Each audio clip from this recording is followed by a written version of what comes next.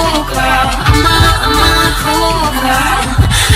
Ice cold, I roll my eyes at you.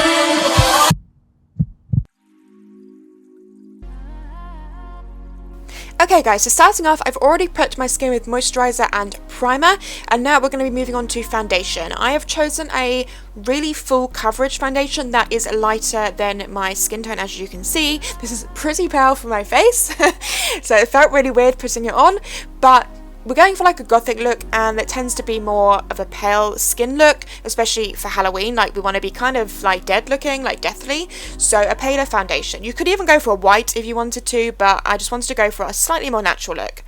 And then I'm applying a concealer to really brighten and highlight the face, so applying that to my under eye areas, my forehead and my chin, and then just blending out with a damp beauty sponge. I'm going to be setting that all in place with just a translucent powder to start with, just so it lasts you like the whole of the Halloween night, and then we're going to go in with a brightening powder as well, just to make those areas even paler and even brighter. So I'm going to be that's what I'm doing here, just applying to the sides of my nose and round to my cheekbones. I'm applying quite a lot of this sort of banana shade powder, and also on my chin and forehead, but I'm going to just leave it there, as you can see, just to sort of stay there while we do the contour.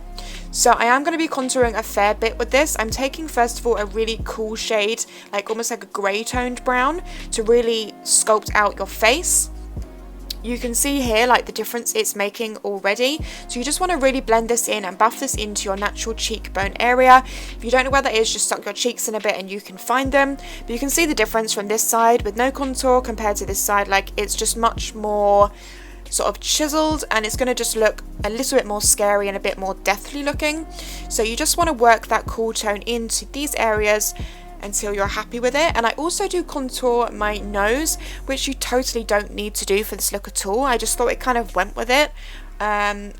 I don't know why, because I don't often contour my nose. I just felt like with this look, because my cheekbones were so contoured, it just felt wrong to leave out my nose. And also it helps hollow out the eye area. So I take the contour, it's the same shade, just like a cool toned brown, down the sides of my nose to make it thinner, but I also bring it into the eye sockets to kind of join it to your eyebrows, which just helps you get that more hollow look to your face. Obviously, you don't want to leave the lines like this, you do want to blend them out, otherwise this would look a bit weird. So I just apply the base lines first of where I want it, and then I just go back in and soften the lines up and apply a tiny bit more brightening powder to the sides, just so it all blends in and makes that nose look a bit narrower.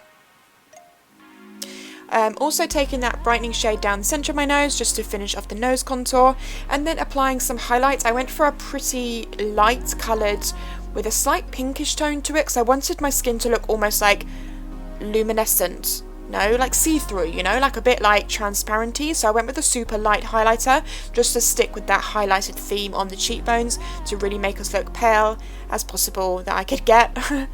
Moving on to eyebrows, I'm just filling these in pretty much like how I normally would, maybe a tiny bit thicker, but not really. If you want to go for a super thick dark brow, you totally could, but as I said, I want this look to be quite wearable for you guys to wear out on Halloween and not feel like you're really over the top. Like if you were going to like a cool party or something and you want to get dressed up, but you still want to look kind of cool and kind of hot, you know? So just filling in the eyebrows. Now we're moving on to the eyes. I'm taking an orange eyeshadow and I'm going in with a fluffy brush and I'm buffing this all around your eye. This is going to look super weird at first, guys, and you're going to be like, oh my goodness, I don't know if I can do this, but literally just buff it around your whole eye. We're going for a fairly dark eye look, but I really wanted the orange and red tones to poke through the edges, hence why I'm going in very high with this first shade.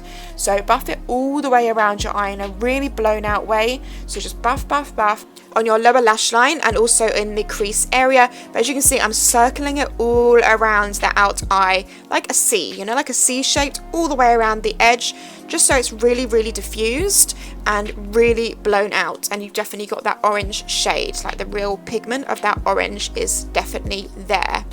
Then I go in with a red. It actually looks quite pink on camera, but it definitely was a red, but a pink would work as well. But I'm going in with a red and I'm taking a smaller crease brush and I'm buffing this into the crease and doing the exact same thing, just not blowing out as far because you still want that orange to show through. So just go in with the red and just buff in the exact same way we just did, the exact same techniques in the crease and a C area around the eye to the lower lash line, and then go back to your fluffy brush and just buff that all out as well. So you definitely got a really strong pigmented red tone, but you still see the orange coming through the edges.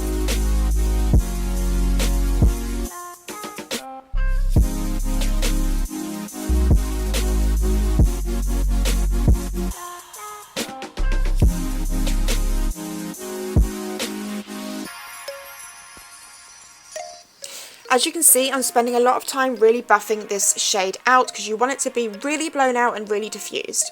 I'm then going in with another red shade, but it's much deeper and more of a brown tone on a even smaller crease brush with a slightly more pointed edge to just deepen up this sort of socket area first before we apply some black shadow, which I'm doing here. You just want to use a cotton pad to shield your face so you don't get any black on your face that you've just spent ages doing. Buff out that shadow into the rest of the colours so you have a really deep, almost black like base, and then it fades out into a deep burgundy red, into a red, and then into an orange. So you can kind of see the look that I'm going for.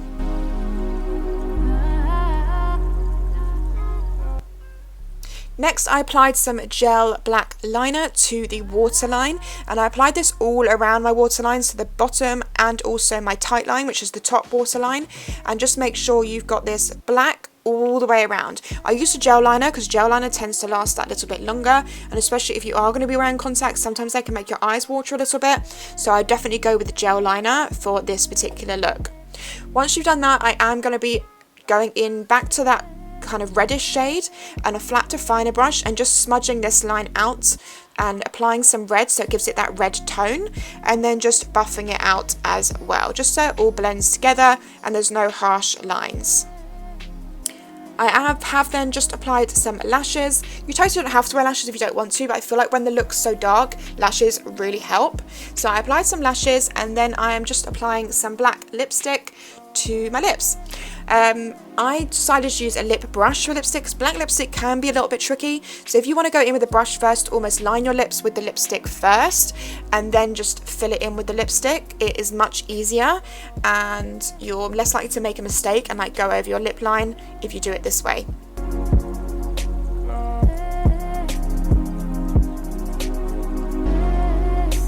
So once you've done that, this is the makeup look complete. So you could totally leave it at this step if you wanted to go for a definitely more subtle Halloween look. But I decided to apply, these are from Gypsy Shine from PrettyLittleThing, and they are like face jewels. They do come, as you saw, in the whole set, and you are supposed to just peel off the whole thing and stick the whole thing on your face, which if you want to do that, that would look totally cool, and I would definitely recommend that as well. I wanted to cut them up and just wear them slightly different. So I just put this one in the center of my head, and then I applied two to the outer lower part of my eyes, which I think look really bomb. So you can wear these however you want, and they're reusable, so they're really easy to just use as many times as you like. But as I said, obviously you don't have to cut them up, but I just did. Then I applied the nose ring. I don't know why, it just felt right to wear a nose ring. I really want my nose pierced. I might get my nose pierced. And then I applied some chokers. So first of all, this cross one, which I thought was very gothic-y, and then also this really cool like black patterned one, which again just like works really well for this kind of look.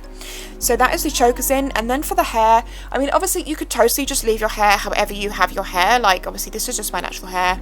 Well, it's got extensions in it, but this is just my hair. But I thought it just, for Halloween, I think you should look different. I think like that's the coolest thing about Halloween, to just be someone completely different.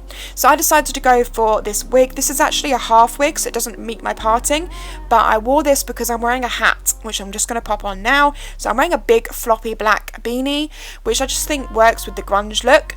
And this wig is so much more comfortable to wear a half wig under a hat than it is to wear a full wig. So that's why I went for this one. So once you've done that, that is the look complete for the face and the hair. And we're just gonna get changed. And I got changed into my outfit, which I will show you in a second. And then you could totally leave the look like this. So this would be the finished, completed makeup look with face jewels, nose ring, hair, and beanie. But if you guys know me, you know I like to just go a little bit further to make it look a little bit spookier. So I did decide to add some black or super dark contacts. I just think it looks cooler and just more different. As I said, it just makes the whole look scarier and definitely more Halloween-y. So that would be the finished look, and now I'm going to just show you the full outfit so you can see what I put together. So this whole entire outfit is head to toe from PrettyLittleThing, so it's super easy for you guys to find. I will leave all the links to everything down below.